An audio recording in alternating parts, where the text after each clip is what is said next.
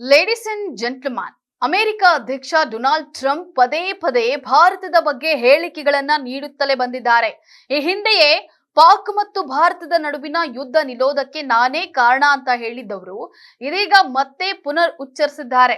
ನಾನು ಅವತ್ತು ಯುದ್ಧ ನಿಲ್ಲಿಸದೆ ಹೋಗಿದ್ರೆ ಇವತ್ತು ಪಾಕ್ ಪ್ರಧಾನಿ ಜೀವಂತವಾಗಿರ್ತಾ ಇರಲಿಲ್ಲ ಅಂತ ಹೇಳಿದ್ದು ಹಲವರಲ್ಲಿ ಪ್ರಶ್ನೆಗಳನ್ನ ಹುಟ್ಟು ಹಾಕಿದ್ದು, ಕೆಲವರು ಆಕ್ರೋಶವನ್ನ ವ್ಯಕ್ತಪಡಿಸಿದ್ದಾರೆ.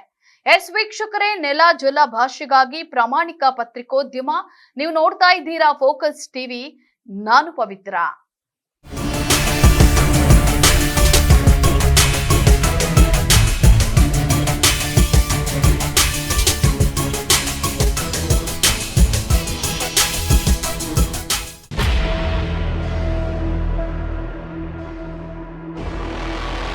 ನನ್ನ ಮಧ್ಯಸ್ಥಿಕೆ ಇಲ್ಲದೆ ಇದ್ದಿದ್ರೆ ಭಾರತ ವಿರುದ್ಧದ ಯುದ್ಧದಲ್ಲಿ ಪಾಕಿಸ್ತಾನ ಪ್ರಧಾನಿ ಸಾಯ್ತಾ ಇದ್ರು ಅಂತ ಹೇಳಿ ಅಮೆರಿಕದ ಅಧ್ಯಕ್ಷ ಡೊನಾಲ್ಡ್ ಟ್ರಂಪ್ ಪುನರ್ ಉಚ್ಚರಿಸಿದ್ದಾರೆ. ನನ್ನ ಮೊದಲ 10 ತಿಂಗಳ ಅವಧಿಯಲ್ಲೇ ನಾನು 8 ಯುದ್ಧಗಳನ್ನ ನಿಲ್ಲಿಸಿದ್ದೇನೆ. ಅದರಲ್ಲೂ ಹಾಗೆ ಬಿಟ್ಟಿದ್ರೆ ಪಾಕಿಸ್ತಾನ ಮತ್ತು ಭಾರತದ್ದು ಪರಮಾಣು ಯುದ್ಧವಾಗಿರ್ತಾ ಇತ್ತು. ನಾನು ಮಧ್ಯಸ್ಥಿಕೆ ವಹಿಸದೆ ಹೋಗಿದ್ರೆ ಪಾಕಿಸ್ತಾನದ ಪ್ರಧಾನಿ ಸಾಯ್ತಾ ಇದ್ರು. ಹೀಗಂತ 3.5 ಕೋಟಿ ಜನ ಹೇಳ್ತಿದ್ದಾರೆ ಅಂತ ಹೇಳಿ ಟ್ರಂಪ್ ಹೇಳಿಕೊಂಡಿದ್ದಾರೆ. ಟ್ರಂಪ್ ಭಾರತ ಪಾಕ್ ಯುದ್ಧ ನಿಲ್ಲಿಸಿದಾಗಿ ಮತ್ತೆ ಹೇಳಿದ್ದಾರೆ.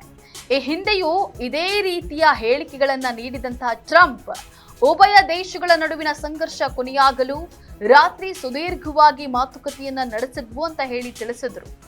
ಭಾರತ ಪಾಕಿಸ್ತಾನ ನಡುವಿನ ಸಂಘರ್ಷವನ್ನ ನಿಲ್ಲಿಸಿದಂತಹ ಕೀರ್ತಿಯನ್ನ ಟ್ರಂಪ್ ಪದೇ ಪದೇ ಹೇಳಿಕೊಂಡಿದ್ದಾರೆ. ಅಷ್ಟೇ ಅಲ್ಲದೆ ಕಾಂಬೋಡಿಯಾ ಮತ್ತು ಥೈಲ್ಯಾಂಡ್, ಇಸ್ರೇಲ್ ಮತ್ತು ಇರಾನ್ ಸೇರಿದಂತೆ ಹಲವು ದೇಶಗಳ ಯುದ್ಧವನ್ನ ತಾವೇ ನಿಲ್ಲಿಸಿದ್ದು ಅಂತ ಹೇಳಿಕೊಂಡಿದ್ದಾರೆ. ಇನ್ನು ಕಳೆದ ತಿಂಗಳು ನಾನು ಮನಸ್ಸು ಮಾಡಿದ್ರೆ ಮೋದಿ ಅವರ ರಾಜಕೀಯ ಭವಿಷ್ಯವನ್ನ ನಾಶ ಮಾಡಬಲ್ಲೆ ಅಂತ ಹೇಳಿ ತಿಳಿಸಿದ್ರು. ಆದ್ರೆ ಟ್ರಂಪ್ ನೀಡ್ತಾ ಇರುವಂತಹ ಹೇಳಿಕೆಗಳಿಗೆ ಪ್ರಧಾನಿ ಮೋದಿ ಅವರು ಮೌನವಾಗಿರೋದು ಯಾಕೆ ಅನ್ನೋದೇ ಸದ್ಯದ ಪ್ರಶ್ನೆಯಾಗಿರುವಂತದ್ದು. ಇದಾಗಿತ್ತು ಫೋಕಸ್ನ ಸ್ಪೆಷಲ್ ರಿಪೋರ್ಟ್.